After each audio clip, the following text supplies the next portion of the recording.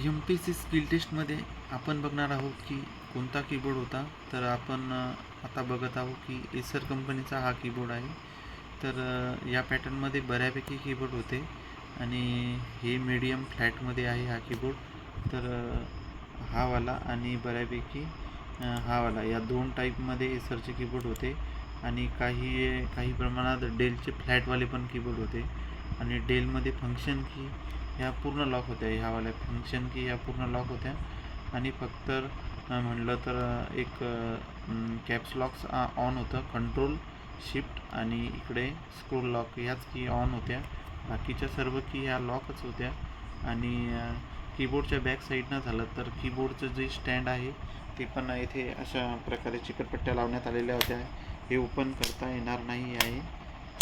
हे पण लॉक राहणार आहे, म्हणजे हे असं फ्लॅटच तुम्हाला यूज करावं लागणार आहे.